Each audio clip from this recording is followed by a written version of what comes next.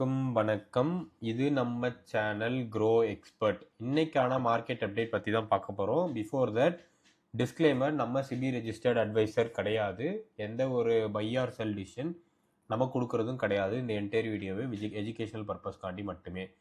So இன்னைக்கான market பொறுத்த வரைக்கும் cautious bullish. So overall market இன்னைக்கு பாசிட்டிவாக தான் இருக்குது. நிஃப்டி 50 பொறுத்த வரைக்கும் 167 பாயிண்ட்ஸ் அப்பு. சென்செக்ஸ் வந்து 709 points up. Bank Nifty 0.85% up. ப்ரிடாமினண்ட்டாக ஐசிஐசிஐ பேங்கோட Q4 ரிசல்ட்ஸ்னால மட்டுமே. அண்ட் நிஃப்டி ஐடி பொறுத்த வரைக்கும் 0.64% அப்பு. இன்ஃபோசிஸ் மேலே நிறைய எதிர்பார்ப்புகள் இருக்குது. ஸோ இதோட நம்ம இன்னைக்கான மார்க்கெட் நியூஸ்குள்ளே போயிடலாம். ஸோ ஓவரால் ஐசிஐசியோட Q4 ரிசல்ட்ஸ் ரொம்பவே பிரமாதமாக வந்திருக்கு. இந்த Q4 ரிசல்ட்ஸை பற்றி ஸ்பெசிஃபிக்காக ஒரு ஷார்ட்ஸ் வீடியோ மேக் பண்ணி போட்டிருக்கேன். அதை பார்க்காதவங்க பார்த்துக்கோங்க. அதில் ரொம்ப டீட்டெயிலாக பேசியிருப்போம். ஸோ ஓவரால் ஐசிஐசிஐ வந்து 12 rupees பெர் ஷேர் டிவிடெண்ட் வந்து டிக்ளேர் பண்ணியிருக்காங்க. ஏயு ஸ்மால் ஃபினான்ஸ் பேங்க் பொறுத்த வரைக்கும் போர்ட் மீட் வந்து April 27 ஸ்டார்ட் பண்ணுறாங்க. ஸோ ஓவரால் பொறுத்த வரைக்கும் அது April 27 அவங்க எடுக்கிற முக்கியமான டிசிஷன்ஸை பேஸ் பண்ணி இது ஒரு ஸ்மால் கேப் பேங்கிங் ஸ்டாக்கு. அதோட டிபிக்கல் லாங் டேர்ம் க்ரோத் எப்படி இருக்குங்கிற மாதிரி நம்ம அதை ப்ரெடிக்ட் பண்ணலாம். இப்போதைக்கு அவசரப்பட்டு எதுவும் இன்வெஸ்ட் பண்ணிட வேண்டாம். ஐடி அண்ட் டெக்னாலஜி பொறுத்த வரைக்கும் இன்ஃபோசிஸோட Q4 ரிசல்ட்ஸ் வந்து April 23 வருது. ப்ரிடாமினண்ட்டாக எதிர்பார்க்கப்படுறது வந்து ஜென்ஏஐ சர்வீஸ் டிமாண்ட் வந்து யூஎஸ் யூரோப்பியன் கிளைண்ட் சைடில் எப்படி இருக்குங்கிறது ஒரு கீ மெட்ரிக்ஸு. அண்ட் கம்பெனியோட overall financial year 27 revenue guidance வந்து எப்படி வரப்போகுதுங்கிறது ஒரு முக்கியமான அப்டேட். இது வெறும் இன்ஃபோசிஸ் பற்றின அப்டேட் மட்டுமே கிடையாது. இதோட கைடன்ஸ் பாசிட்டிவாக இருந்துச்சுன்னா இதோட சைடு எஃபெக்டாக டிசிஎஸ் விப்ரோ, எஸ்சிஎல் டெக்ஸு எல்லா ஸ்டாக்ஸுமே கொஞ்சம் பூஸ்டப் ஆகிறதுக்கான வாய்ப்பு பிரகாசமாக இருக்குது. இடிஇ நெட்ஒர்க்ஸோட போர்ட் மீட்டிங் வந்து இப்போதைக்கு 10 ஸ்டாக்குக்கு ஒரு ஸ்டாக் வந்து ஸ்பிளிட் வந்து அப்ரூவ் பண்ணியிருக்காங்க. So more number of liquidity and affordability to retail investors வந்து இது எடுத்துகிட்டு வரும். ஸோ இப்போதைக்கு வெயிட் பண்ணி பார்த்து கன்சிடர் பண்ணுறது ரொம்பவே பெட்டராக இருக்கும். எனர்ஜி அண்ட் ஜியோ பாலிட்டிக்ஸ் பொறுத்த வரைக்கும் ஈரான் அந்த ஸ்டேட் ஆஃப் ஃபார்மர்ஸோட க்ரூட் அந்த இஷ்யூ வந்து கொஞ்சம் சாஃப்டன் ஆயிருக்கு. ஏன்னா ஓவரால் இந்த வாரோட சுச்சுவேஷன் ஈஸோட் ஆகிட்டே வருது. பேக் டு பேக் வந்து நெகோசியேஷன்ஸ் போயிட்டுருக்கு. சூன் இந்த வாருக்கு முடிவு வந்துடும் சொல்லிட்டு நிறைய தரப்பில் சொல்கிறாங்க. இது க்ரூட் ஆயில் ப்ரைஸை 94-95ங்கிறதுல ஸ்டேபிளாக வச்சிருக்கு. ப்ரைஸ் இன்னும் ட்ராப் ஆகணும். ஒன்ஸ் இது ஃபுல்லாக கம்ப்ளீட்டாக முடிஞ்சிச்சுன்னா இந்தியாவுக்கு இது ஒரு பாசிட்டிவான நியூஸாக இருக்கும். அண்ட் முக்கியமான ஐபிஓ அனௌன்ஸ்மெண்ட்டாக ஜியோவோட ஐபிஓ அனௌன்ஸ்மெண்ட்டோட பேப்பர் எல்லாமே டிராஃப்ட் ஆகிட்டு. ஸோ இதோட எக்ஸ்பெக்டேஷன்ஸ் வந்து May 2026 இருக்கிறதுக்கான வாய்ப்பு இருக்குது. ஸோ இந்த ஐபிஓவில் மறக்காமல் எல்லாருமே பார்ட்டிசிபேட் பண்ண ட்ரை பண்ணுங்கள். ஜியோவோட Q3 ரெவன்யூ க்ரோத் மட்டுமே 12.7% இயர் ஆன் இயர் இன்க்ரீஸ் ஆகிருக்கு. ஓவரால் வந்து எபிட்டா 25x வேல்யூவில் இருக்குது. Jio could be worth 80 to 100 billion இருக்கிறதுக்கான வாய்ப்பு முக்கியமாகவே இருக்குது. அண்ட் ரிலையன்ஸ் வந்து இதை எதுக்கு ஸ்பெசிஃபிக்காக இப்போ லான்ச் பண்ணுறாங்கன்னா இந்த ஐபிஓ மூலமாக பொட்டன்ஷியல் அன்லாக் பண்ண ட்ரை பண்ணுறாங்க. மோர் கேபிட்டல் எடுத்துகிட்டு வந்து குளோபலாக இன்ஸ்டிடியூஷனல் இன்ட்ரெஸ்ட் வந்து கிரியேட் பண்ணுறதுக்கான ஒரு வாய்ப்பாக இருக்குங்கிற மாதிரி பார்க்குறாங்க.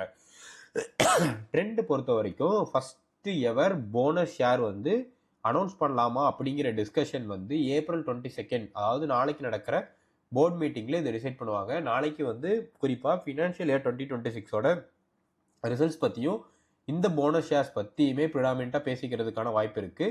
ஸோ போனஸ் ஷேர்ஸ் இஷ்யூ பண்ணுறாங்க அப்படின்னா இது அந்த மேனேஜ்மெண்ட்டோட confidence in terms of financial health and future earnings ரொம்பவே பிரைட்டாக இருக்குன்னு அர்த்தம். ட்ரெண்ட் வந்து ஒரு பாசிட்டிவ் மூமெண்ட் நோக்கி போகிறதுக்கான வாய்ப்பு ரொம்பவே ஜாஸ்தி இருக்குது. இந்த ஸ்டாக் ஆல்ரெடி வச்சுருந்தீங்கன்னா அக்யூமுலேட் பண்ணுங்கள். புதுசாக என்டர் பண்ண வேண்டாம். ஏன்னா இது ஓவர்லி வேல்யூட் ஸ்டாக்காக போயிடுச்சு.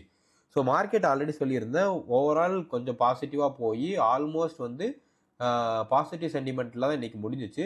ஸோ டிஏஎஸ் மட்டும் 20th டேட்டில் ஆஸ் ஆன் 20 April 2967 crores வந்து பர்ச்சேஸ் பண்ணியிருக்காங்க. எஃப்ஐஎஸ் வந்து 1060 crores கிட்ட வித்துட்டு வெளியே போயிருக்காங்க. செக்டார் வைஸ் பெர்ஃபார்மன்ஸ் பொறுத்த வரைக்கும் banking 0.85% up, energy 0.7, IT 0.6, metals 0.55, auto 0.3, FMCG 0.1.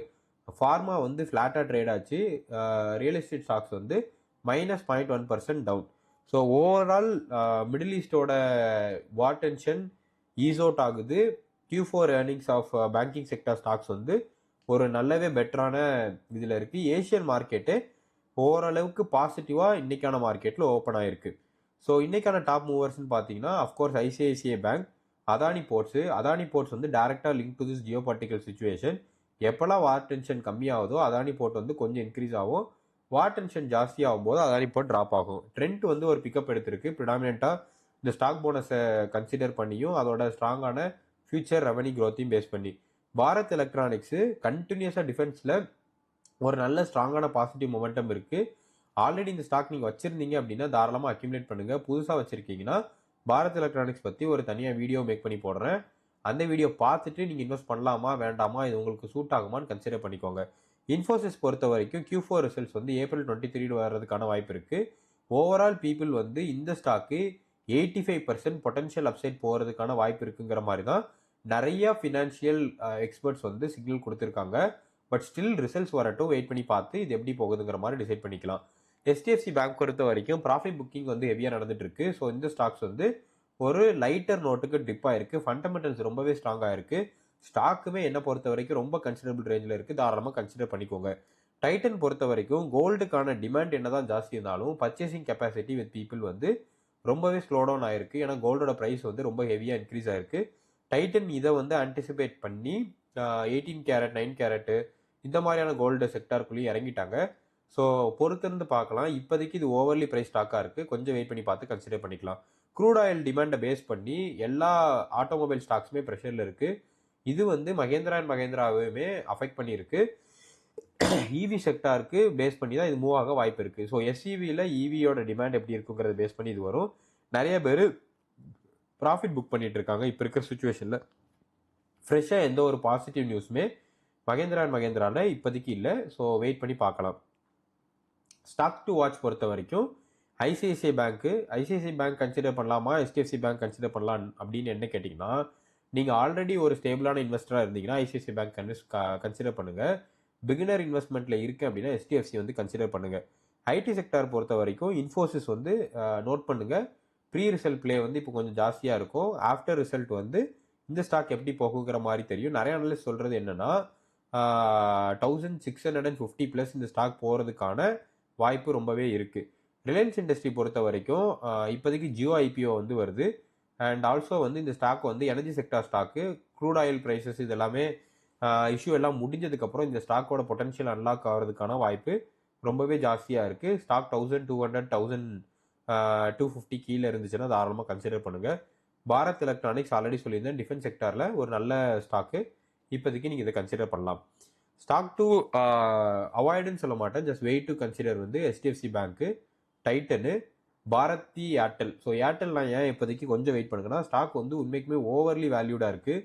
நிறைய ப்ராஃபிட் புக்கிங் நடக்குது. ஈவன் ப்ரொமோட்டருமே வந்து குறிப்பிட்ட சில போர்ஷன் ஆஃப் ஸ்டாக்ஸை இந்த மார்க்கெட் ப்ரைஸுக்கு விற்றுருக்காங்க. ஸோ தட் நம்ம இதை வெயிட் பண்ணி பார்த்து கன்சிடர் பண்ணலாம். அண்ட் இன்னொன்று, ஜியோ IPO வந்ததுக்கப்புறம் பாரதி ஏர்டெலுக்கு இது ஒரு சேலஞ்சாக இருக்க போகுது. ஏன்னா இந்தியாவோட ப்ராமினென்ட் பிளேயராக இருக்கிறது வந்து ஏர்டெல் அண்ட் ஜியோ மட்டும்தான். அண்ட் ஆஃப்ரிக்காவோட ஆப்ரேஷன்ஸ் வந்து கொஞ்சம் ஹைலி வாலட்டைல் அண்ட் ரிஸ்காக இருக்குது இப்போதைக்கு. ஸோ கமாடிட்டிஸ் பொறுத்த வரைக்கும் கோல்டு இன்னைக்கான மார்க்கெட்டில் 15,522.29 per கிராமுக்கு வந்து ட்ரேட் ஆகிட்டு இருக்குது. க்ரூட் ஆயில் 94.95, சில்வர் பொறுத்த வரைக்கும் 265 to 270, ருபி டாலர் பொறுத்த வரைக்கும் 93ங்கிற பொசிஷனில் ஸ்டேபிளாக மூவ் ஆகிட்டு இருக்கு. ஓவரால் நாளைக்கு மார்க்கெட் பொறுத்த வரைக்கும் பாசிட்டிவாக மூவ் ஆகிறதுக்கான வாய்ப்பு தான் ஜாஸ்தி இருக்குது, வார் சுச்சுவேஷன் மட்டும் எதுவும் குறுக்க வராமல் இருந்தால். ஸோ ஓவரால் நாளைக்கான மார்க்கெட்டில் நீங்கள் கன்சிடர் பண்ண வேண்டியது ஜியோ இண்டஸ்ட்ரீஸு, Q4 மொமெண்டம்னால ஐசிஐசிஐ பேங்கோட ஸ்டாக்ஸு. இந்த வீடியோ உங்களுக்கு கண்டிப்பாக பிடிச்சிருக்கும் நம்புறேன். இந்த வீடியோ உங்களுக்கு பிடிச்சிருந்துச்சுன்னா லைக் பண்ணிடுங்க. இந்த வீடியோ உங்கள் ஃப்ரெண்ட்ஸ்க்கு ஷேர் பண்ணுங்கள். உங்களுக்கு ஏதாவது ஸ்டாக்ஸ் பற்றி தெரிஞ்சுக்கலாம் மறக்காமல் கமெண்ட் பண்ணுங்கள். இன்னும் நம்ம சேனலை சப்ஸ்கிரைப் பண்ணலைன்னா டெய்லி அப்டேட்ஸ்க்கு நம்ம சேனலை மறக்காமல் சப்ஸ்கிரைப் பண்ணிடுங்க.